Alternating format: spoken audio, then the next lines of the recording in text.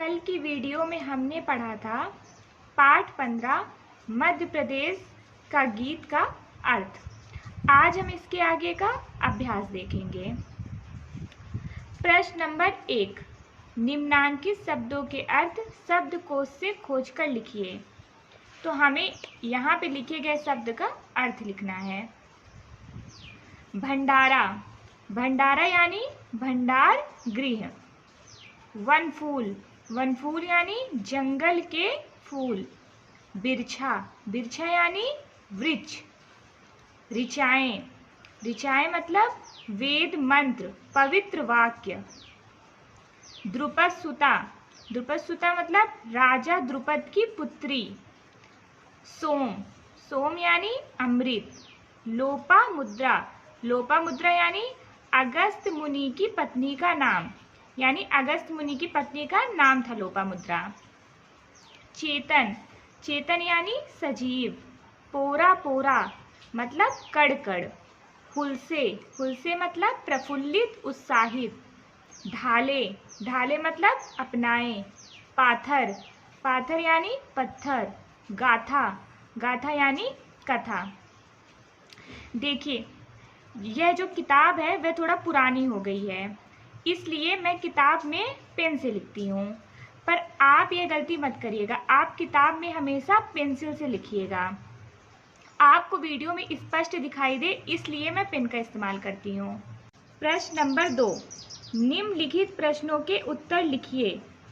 का गौतम बुद्ध की वाणी कहाँ गूंजती है? हम लिखेंगे गौतम बुद्ध की वाणी सांची में गूंजती है। खा मालवा की धरती पर कौन कौन से राजा हुए हैं? तो खा का उत्तर है मालवा की धरती पर भोज और विक्रमादित्य राजा हुए हैं। गा मध्य प्रदेश में पुरातत्व अवशेष कहाँ मिलते हैं? देखिए, हमने कविता में पढ़ा है ना, मध्य प्रदेश में पुरातत्व अवशेष नर्मदा घाटी में मिलते हैं। घा कविता में किन किन स्थानों का चित्रण हुआ है लिखिए।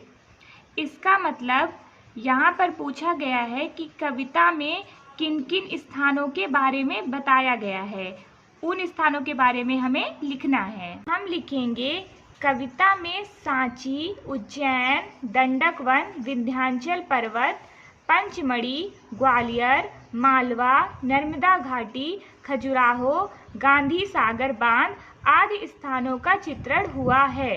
अंगा मध्य प्रदेश की विशेषताएं दर्शाते हुए 5 वाक्य लिखिए। तो हमें 5 वाक्य लिखने हैं जिसमें हम मध्य प्रदेश की विशेषताएं बताएंगे। हम लिखेंगे पहला, मध्य प्रदेश भारत का हृदय प्रदेश है। दूसरा, मध्य प्रदेश में प्राकृतिक संपदा के भरपूर भंडार हैं। तीसरा, मध्य प्रदेश के उज्जैन जिले में महाकालेश्वर का मंदिर है। चौथा, मध्य प्रदेश में बिजली के भारी यंत्र बनाए जाते हैं। पांचवा, मध्य प्रदेश खजुराहो के मंदिरों के कारण प्रसिद्ध है। देखिए, आपने पाठ में मध्य प्रदेश की विशेषताओं के बारे में काफ़ी चीज़ें पढ़ी हैं, तो आप मध्य प्रदेश की 5 विशेषताएं बताते हुए या तो यही लिख सकते हैं या तो दूसरी विशेषताएं भी लिख सकते हैं। पंचमढ़ी किस लिए प्रसिद्ध है? पंचमढ़ी मध्य प्रदेश का एकमात्र पर्वतीय स्थल है। यहाँ पांडव गुफाएं हैं। यह अपने प्राकृतिक सौंदर्य के कारण अत्यधिक प्रसिद्ध है। प्रश्न नंबर 3, टिप्पणी लिखिए। दंडक, अगस्त, विक्रम। तो टिप्पणी का अर्थ क्या होता है? एक ऐसा विषय जिसके बारे में हमें विस्तार से बताना है। जैसे यहाँ पर हमें दंडक, यहाँ पर हमें विषय दिया गया है दंडक। अब हम दंडक वन के बारे में क्या क्या जानते हैं, हमें उसे विस्तार से लिखना है। ठीक है, तो इसे ही टिप्पणी कहते हैं। तो पहला विषय है हमारा दंडक, तो हम लिखेंगे जो कि हमने पाठ में पढ़ा है। हम लिखेंगे दंडक वन रामायण में वर्णित एक प्रसिद्ध वन है। यह वन विंध्याचल पर्वत से गोदावरी नदी तक फैला था। रामायण के मुताबिक वनवास के दौरान श्री रामचंद्र बहुत दिनों तक इसी वन में रहे थे। यहीं पर भील जाति की स्त्री सबरी ने अपने जूठे बेर खिलाकर उनका स्वागत सत्कार किया था। तो ठीक है, यही हम लिख देंगे। आपने रामायण में भी देखा और पढ़ा होगा कि श्री रामचंद्र वनवास गए थे। तो जब वो वनवास गए थे तो वो दंडक वन में काफी समय तक रहे थे। तो बस इसके बारे में हम यही लिख देंगे। दूसरा टॉपिक है, मतलब दूसरा विषय है हमारा अगस्त्य। तो हम अगस्त्य मुनि के बारे में क्या लिखेंगे? अगस्त्य एक वैदिक ऋषि थे। इन्होंने पवित्र वेद मंत्रों की रचना की है। ये वशिष्ठ मुनि के बड़े भाई थे। इनका जन्म काशी में हुआ था। वर्तमान में वह स्थान अगस्त्य कुंड के नाम से प्रसिद्ध है। इनकी पत्नी लोपामुद्रा विदर्भ देश की राजकुमारी थी। इन्हें सप्त ऋषियों में से एक माना जाता है। तीसरा विषय है हमारा विक्रम। तो हम लिखेंगे राजा विक्रमादित्य उज्जैन के राजा थे। इन्होंने विक्रम संवत प्रारंभ किया। भारतीय इतिहास में अपनी न्यायप्रियता के लिए यह जाने जाते हैं। इनके राज्य में प्रजा के साथ कभी अन्याय नहीं हुआ। राजा विक्रमादित्य को ही विक्रम कहते हैं। प्रश्न नंबर 4, निम्नलिखित पंक्तियों का अर्थ स्पष्ट कीजिए।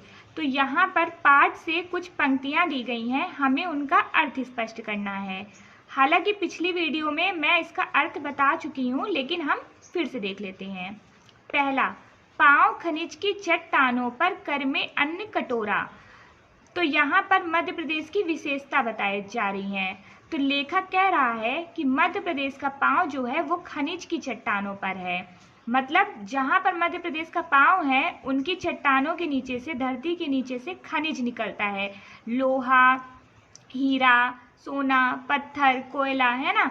और कर में, हाँ, अन्न कटोरा, हाथ में अन्न का कटोरा है। मतलब मध्य प्रदेश में खेती होती है ना, जैसे सोयाबीन की सबसे ज़्यादा, तो हम मध्य प्रदेश के हाथ में जो है अन्न का कटोरा है।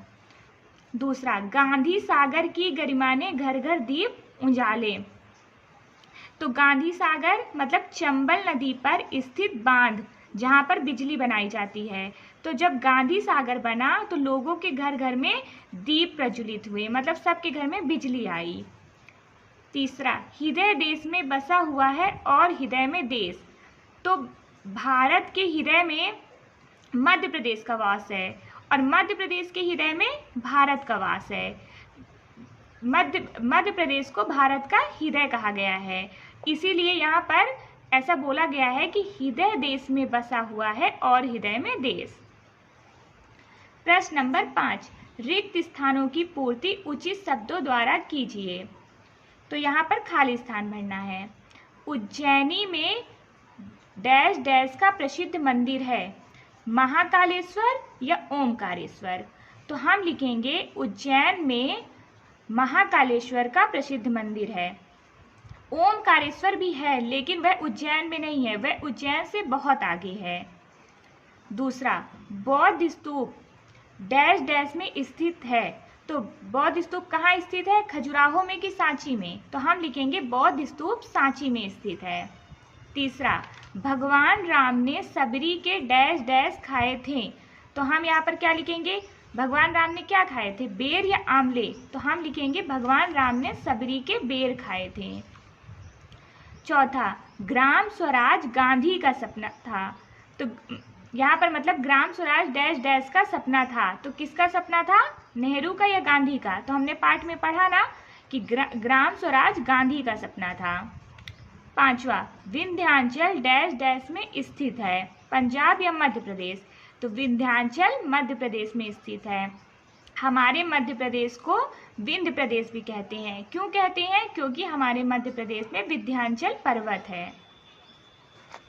भाषा अध्ययन। प्रश्न नंबर 1, निम्नलिखित शब्दों के शुद्ध उच्चारण कीजिए। तो आपको ये जो शब्द लिखे हैं वो सही सही पढ़ना है। हम पढ़ेंगे माँ, मध्य प्रदेश, सांची, दंडक, सत्कार, विशेष, अगस्त, ऋचाएं, विंध्या, पुरातत्व, अवशेष और स्वराज। प्रश्न नंबर 2, निम्नलिखित शब्दों के 3-3 पर्यायवाची शब्द लिखिए। तो शब्दों के पर्यायवाची लिखना है हमें। पर्यायवाची मतलब कि अगर मतलब एक ही शब्द के कई नाम, जैसे हम नदी को क्या क्या बोल सकते हैं, सरिता, तटनी, वाहिनी। तो मतलब एक ही शब्द के दूसरे नाम हमें लिखना है, जिसे पर्यायवाची कहते हैं। तो हम नदी का लिखेंगे सरिता, तटनी, वाहिनी। घर को हम क्या क्या बोल सकते हैं, गृह, सदन, भवन। धरती को भू, धरा, भूमि। प्रश्न नंबर 3, नीचे बने चौखाने में कुछ शब्द और उनके विलोम शब्द लिखे हुए हैं। आप शब्द और उनके विलोम शब्द की जोड़ी बनाइए।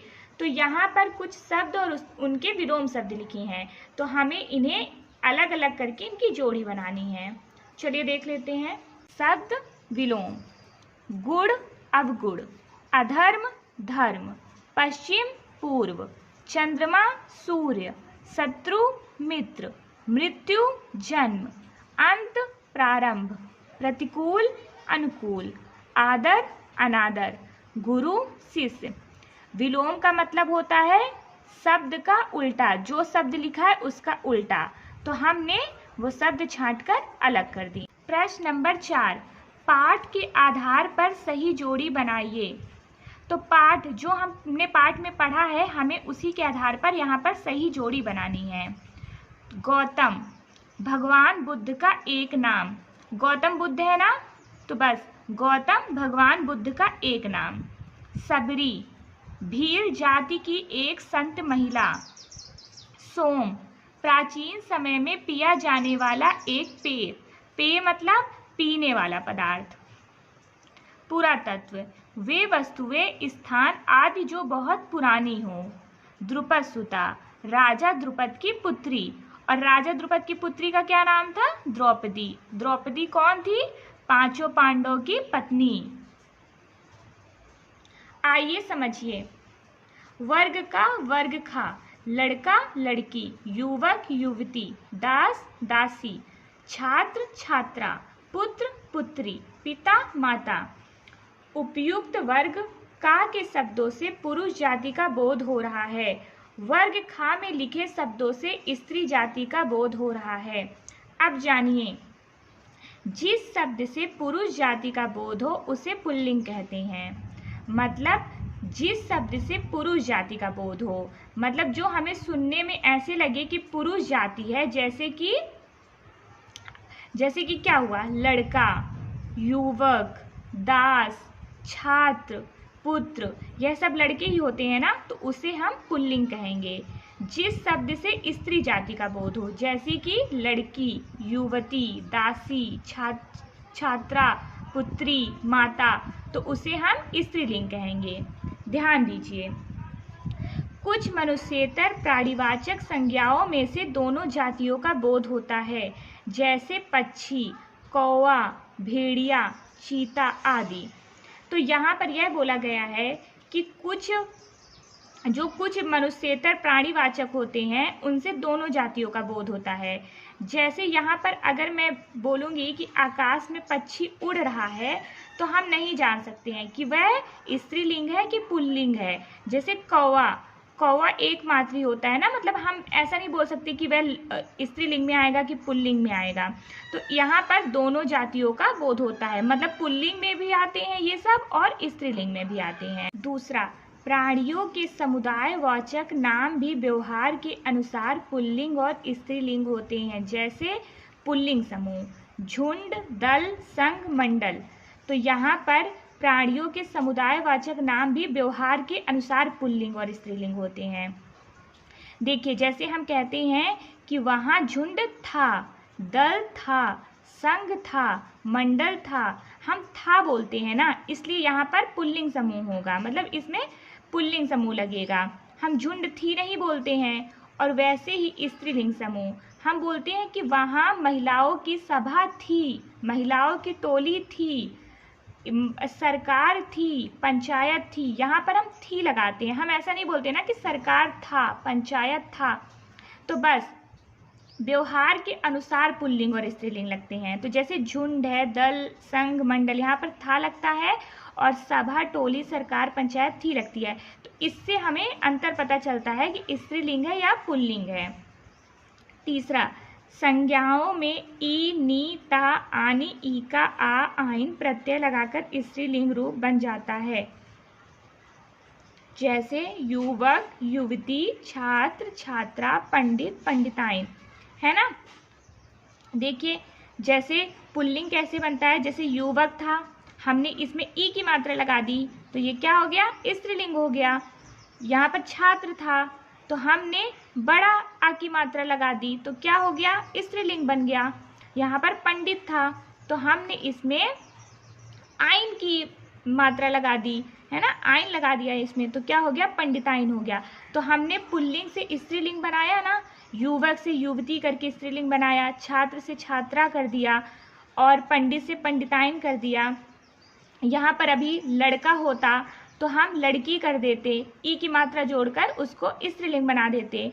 काला होता तो हम काली, बड़ी ई की मात्रा लगा के उसको स्त्रीलिंग बना देते।